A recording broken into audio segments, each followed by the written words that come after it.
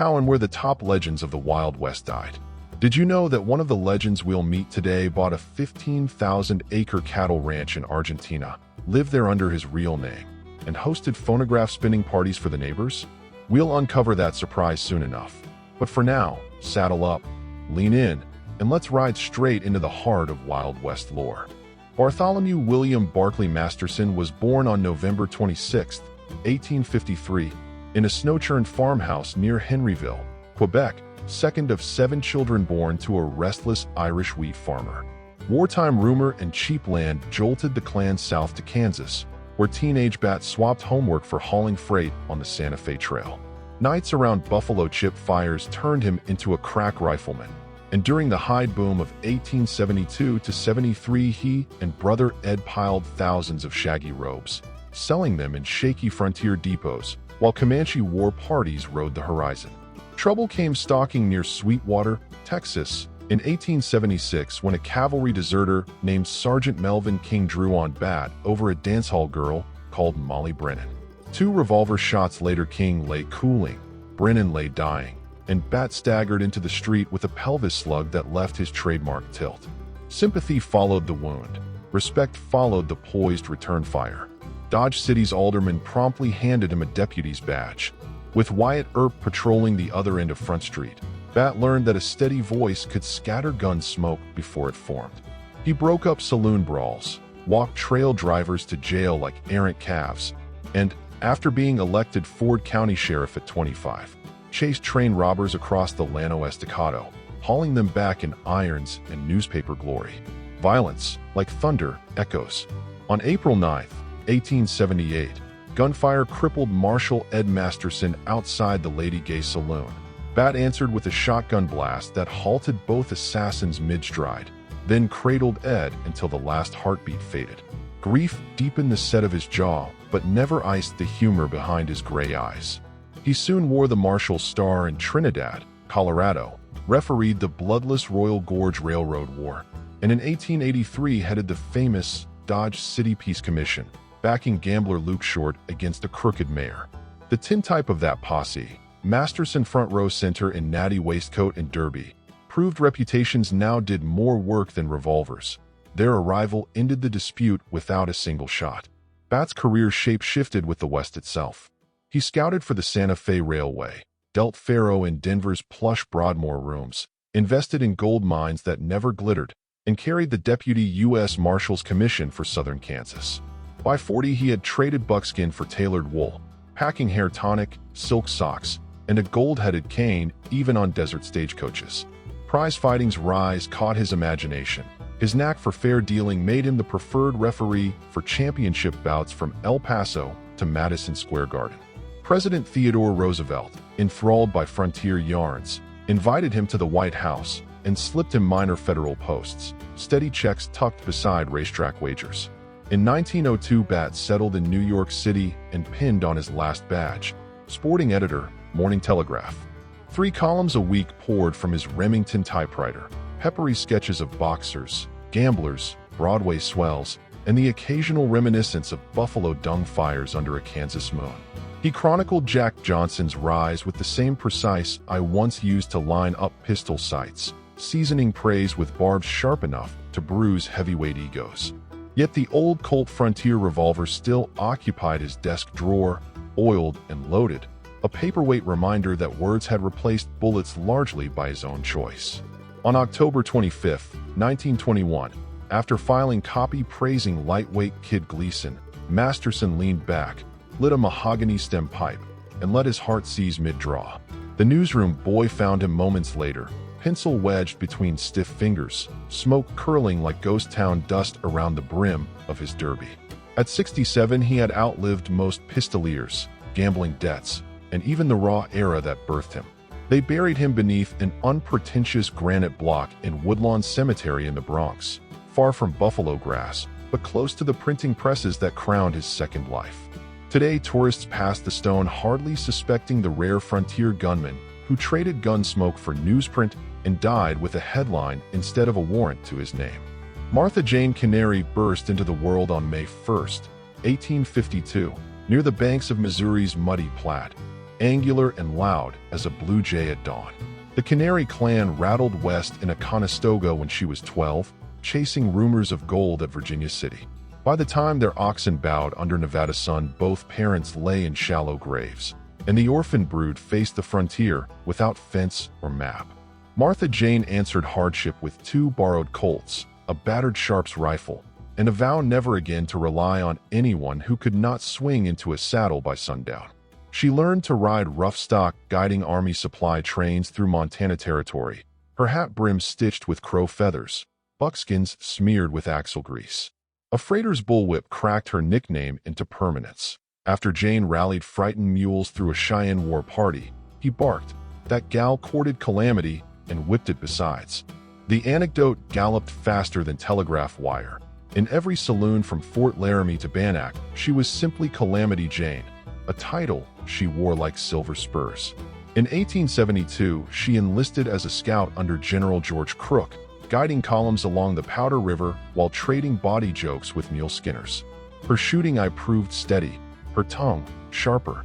During the spring campaign, she rode 50 miles through sleet to fetch a doctor for a wounded officer, then hauled the man back across swollen creeks slung over her pony's neck. The exploit earned her an Army commendation and a fresh keg of whiskey, both of which she displayed with equal pride. Gold fever soon shifted the human tide to the Black Hills, and Calamity swung with it, drifting into Deadwood's embryo of tints and false front stores in the summer of '76. The town's brand new celebrity, Wild Bill Hickok, spotted her at the number 10 card room and nodded a gentleman's greeting. Dime novel writers inflated that courteous nod into a frontier romance that would live longer than either of them. Whether friend, lover, or merely fellow pilgrim, Hickok rated her courage high. When he was shot in the back that August, Jane supposedly threatened to gut the killer herself, a promise rendered moot by the Deadwood courts but oft repeated at bar counters for decades. She stayed after Hickok's pine box settled on Boot Hill, earning grub wages as teamster, stagecoach guard, and occasional dance hall comic. When smallpox swept Deadwood in 1878, Calamity scrubbed dishes, changed linens, and spoon-fed medicine to miners no one else would touch. She lost 3 patients in one night, washed their clothes at dawn, and returned to the sick ward humming, "Shall we gather at the river?" The town buried its dead quicker than rumors, yet every survivor remembered the buckskin angel who traded 6 shooters for bedpans without being asked. East Coast showmen sniffed profit in such contradictions. In 1895, Buffalo Bill Cody hired Jane for his Wild West extravaganza. She rode side saddle at a gallop, rifle cracking balloons while narrators spun yarns of rescued settlers, Comanche chases, and non-existent matrimony to Hickok. She pocketed decent wages, squandered them on rock gut bourbon, then charmed reporters with slurred monologues equal parts heroism and hokum. Her audience never cared which lines were true. In an age of kerosene headlines, Calamity Jane was print-ready myth made flesh. Years of barroom betting, prairie winters, and tin cup whiskey gnawed her lungs. By 1903, she was rattling in a wagon on the Belfield Deadwood stage, coughing blood into a bandana, yet still cracking jokes about undertakers needing new business. On August 1st, she collapsed at the Callaway Hotel in Terry, South Dakota. Legend says her last request was, "Bury me beside Bill," and the townsfolk obliged. They laid her buckskin-wrapped remains next to Hickok in Mount Moriah Cemetery, claiming the unlikely pair would argue less in eternity than they had in life. Today wind combs through ponderosa pines above Deadwood, rattling graveyard iron like distant spurs. Visitors read her tilted stone, Calamity Jane, 1852 to 1903, pioneer of the plains, and picture a lanky woman astride a lathered Mustang, eyes squinting into sun-scorched distance, forever chasing calamity not to flee it, but to ride it down and make it tell a good story. Robert Leroy Parker arrived on April 13, 1866, at a Mormon homestead near Beaver, Utah, eldest son of English emigres who churned butter by lamplight and expected scripture at breakfast. Young Rob preferred horseflesh to hymnals.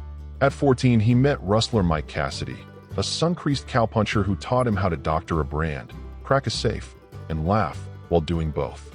By 18, he'd ridden off with a borrowed saddle and a promise to adopt his mentor's surname. Cassidy, once he needed a smoke trail alias.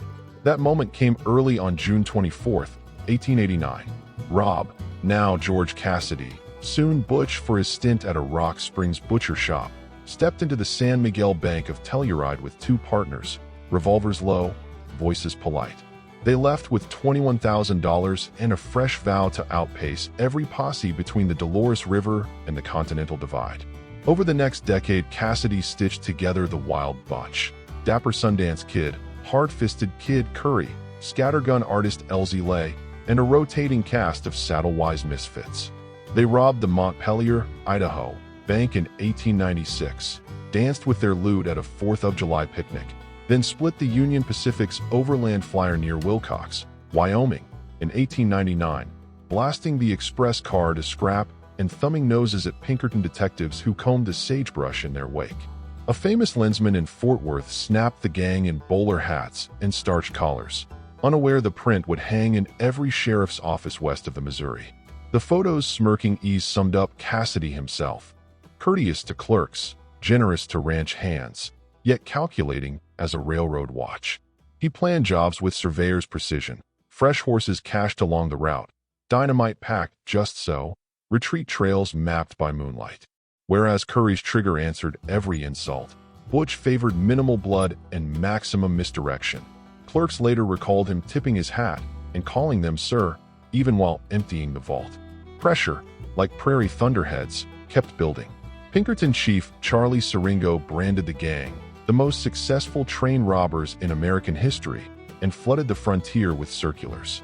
Butch read the wanted posters, weighed shrinking options, and chose distance over gun smoke.